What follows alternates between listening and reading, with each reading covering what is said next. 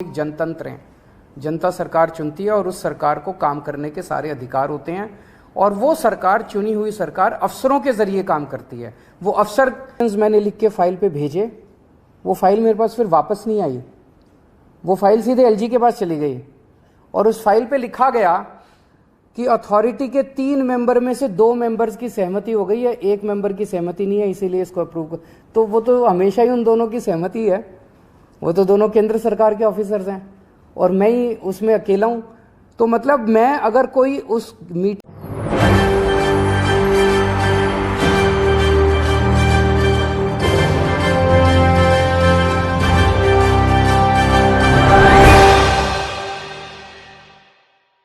नमस्कार, SPN9 news देख रहे हैं आप। आपके साथ मैं हूं मानसी जायसवाल।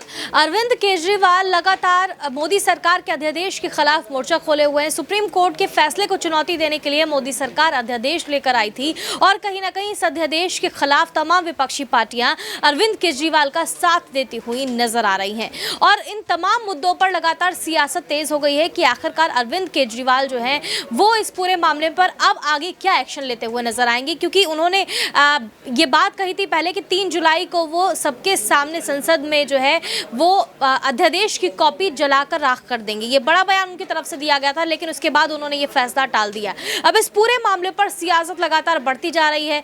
अरविंद केजरीवाल प्रधानमंत्री नरेंद्र मोदी की फर्जी डिग्री को लेकर के भी लगातार चर्चा का विषय बने हुए हैं। लगातार वो आवाज उठा रहे हैं कि जो प्रधानमंत्री नरेंद्र मोदी की डिग्री है वो फर्जी है। इन तमाम मुद्दों पर लगातार चर्चाएं तेज हो गई है। अरविंद केजरीवाल ने प्रधानमंत्री नरेंद्र मोदी पर निशाना साधते हुए क्या कुछ कहा है, सुनिए। इन्होंने 10 साल में भारत देश का बेड़ा गर्क कर दिया। इन्होंने नोटबंदी करी, भाई साहब नोटबंदी करी इन्होंने, पूरे देश का बेड़ा गर्क हो गया। कोई फायदा हुआ नोटबंदी से? किसी का फायदा? कह रहे थे भ्रष्टाचार खत्म हो जाएगा, हुआ भ्रष्टाचार खत्म? कह रहे थे आतंकवाद खत्म हो जाएगा, आतंकवाद खत्म हुआ?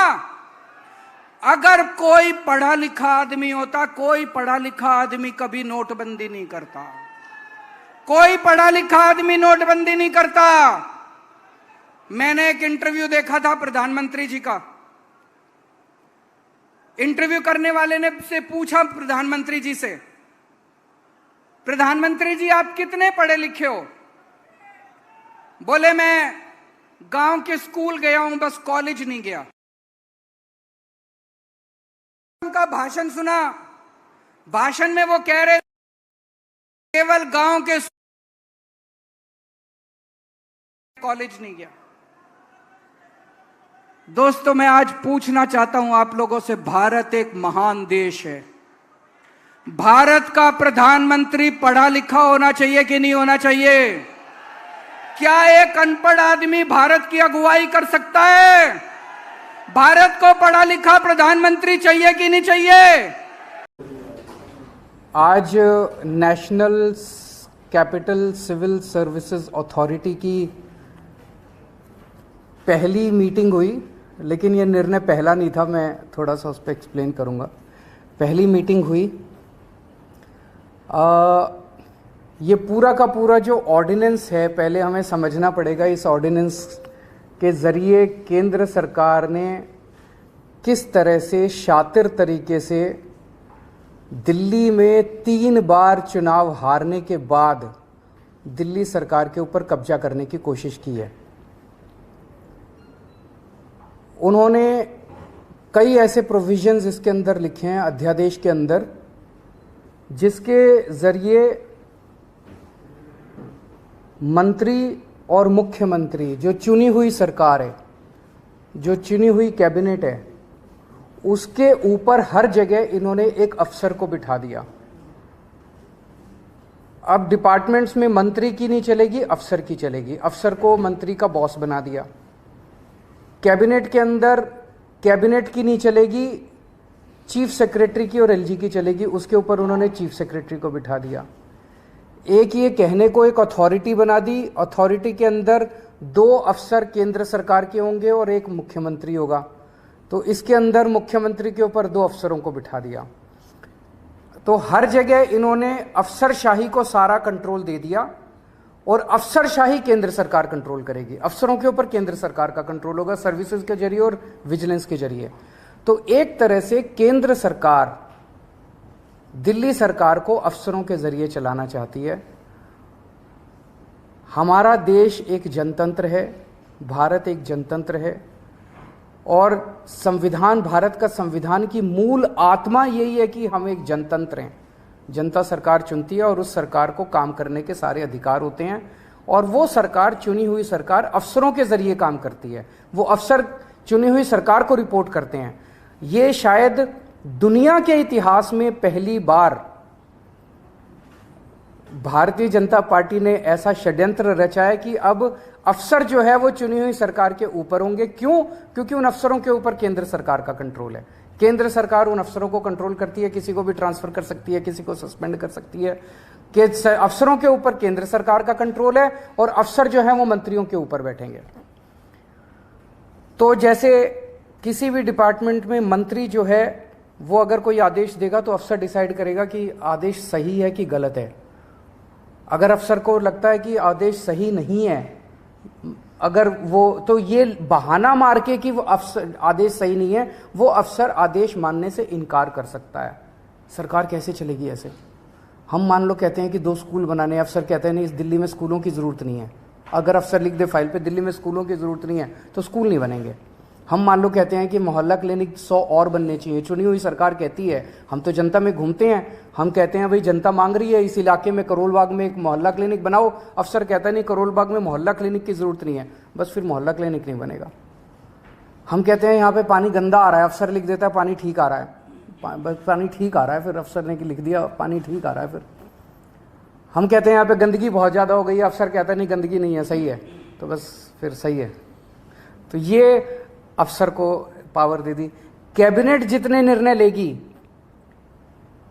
कैबिनेट मतलब सुप्रीम बॉडी, चुनी हुई सरकार की सुप्रीम बॉडी जिसमें सारे मंत्री होते हैं, मुख्यमंत्री उसका अध्यक्ष होता है, तो कैबिनेट जो भी निर्णय लेगी वो निर्णय सही है कि गलत है ये चीफ सेक्रेटरी डिसाइड करेगा। तो चीफ सेक्रेटरी डिसाइड करेगा कैबिनेट ने निर्णय सही लिया कि गलत लिया, और फिर वो एलजी को रिकमेंड करेगा। एलजी उस पे कैबिनेट के किसी भी निर्णय को पलट सकता है। ये तो संविधान में भी नहीं दे रखा कि एलजी किसी भी निर्णय को पलट सकता है, इन्होंने नया एक संविधान बदल दिया। और ये अथॉरिटी बनाई है कि अथॉरिटी के अंदर मुख्यमंत्री बैठेगा, मुख्यमंत्री के सर पे 2 अफसर बैठेंगे। तो ये एक बहुत बड़ा षड्यंत्र है। अथॉरिटी की जो मीटिंग है, अथॉरिटी कितना फ्यूटाइल एक्सरसाइज है इससे आप समझ सकते हो। ये पहली मीटिंग हुई, इसके पहले एक फाइल आई मेरे पास 15 दिन पहले, लास्ट वीक ऑफ मई में। उस फाइल में वो एक ऑफिसर को सस्पेंड करना चाहते थे। उसको फाइल को पढ़ने के बाद मेरी 3-4 क्वेरीज थी, क्लैरिफिकेशंस थे। तो मैंने फाइल पे लिखा कि ये 3-4 मेरे क्लैरिफिकेशंस हैं और इनका जवाब दिया जाए, उसके बाद मैं बताऊंगा कि मीटिंग किस दिन होगी, कितने बजे होगी और कहाँ होगी। वो 3 या 4 क्लैरिफिकेशंस क्वेश्चंस मैंने लिख के फाइल पे भेजे। वो फाइल मेरे पास फिर वापस नहीं आई, वो फाइल सीधे एलजी के पास चली गई, और उस फाइल पे लिखा गया कि अथॉरिटी के 3 मेंबर में से 2 मेंबर्स की सहमति हो गई है, 1 मेंबर की सहमति नहीं है, इसीलिए इसको अप्रूव कर। तो वो तो हमेशा ही उन दोनों की सहमति है, वो तो दोनों केंद्र सरकार के ऑफिसर्स हैं और मैं ही उसमें अकेला हूं। तो मतलब मैं अगर कोई उस मीटिंग के अंदर क्वेरी भी करता हूं, क्लैरिफिकेशन भी मांगता हूं, तो मेरी क्लैरिफिकेशन के जवाब भी देने की जरूरत नहीं है। तो वो एलजी साहब के पास उन्होंने फाइल भेजी, एलजी साहब ने लिख दिया कि ऑफिसर को सस्पेंड कर दिया जाए, ऑफिसर को सस्पेंड कर दिया गया। मेरे पास ना ऊपर जाते टाइम फाइल आई ना नीचे जाते टाइम फाइल आई, मेरे पास तो जब फाइल आई मैंने उस पर क्वेरी रेज की और क्वेरी के बिना जवाब दिए उन्होंने एलजी से अप्रूवल। फिर अथॉरिटी की जरूरत क्या यार? तो ये दिखाता है ये सारी चीजें हम सुप्रीम कोर्ट लेके जाएंगे, और हमें पूरी उम्मीद है, सुप्रीम कोर्ट से भी उम्मीद है और सारी पार्टियों से भी उम्मीद है कि अगर सुप्रीम कोर्ट में भी मिलेगी, राहत मिलेगी, और अगर राज्यसभा में, संसद में बिल आता है तो उसको जीतने नहीं देंगे। आज एक मुद्दा था जिसमें एक ऑफिसर के ऊपर कुछ डिसिप्लिनरी प्रोसीडिंग्स थी, उसने ये फॉरेंसिक लैब में कुछ गड़बड़ की थी, उस पे वो ब्लैक एंड वाइट मुद्दा था, उसमें तीनों की सहमति थी कि इसको सस्पेंड कर, इसके खिलाफ डिसिप्लिनरी प्रोसीडिंग शुरू की जाए। यानी आप ये कहना चाह रहे हैं कि अथॉरिटी की बैठक से पहले ही ये निर्णय ले लिया जाता है और आपको जानकारी भी नहीं दी जाती? पिछली वाली जो मीटिंग थी उसमें मैंने जैसे बताया, मेरे पास फाइल आई कि इस अफसर को सस्पेंड किया जाए। मैंने कहा कि इसको क्यों सस्पेंड किया जाए, इसके लिए 3 क्लैरिफिकेशन मैंने मांगी। वो 3 क्लैरिफिकेशन का जवाब देना चाहिए था कि ये कारण है। वो 3 क्लैरिफिकेशंस के जवाब देने की बजाय उन्होंने फाइल सीधे एलजी को भेज दी कि अथॉरिटी के 3 सदस्यों में से 2 सदस्य तैयार हैं। वो दोनों तो उनके अफसर हैं अपने ही, उन दोनों ने साइन कर दिए। मुख्यमंत्री की इनको जरूरत ही नहीं है। जनतंत्र गया, जनतंत्र की ऐसी तैसी।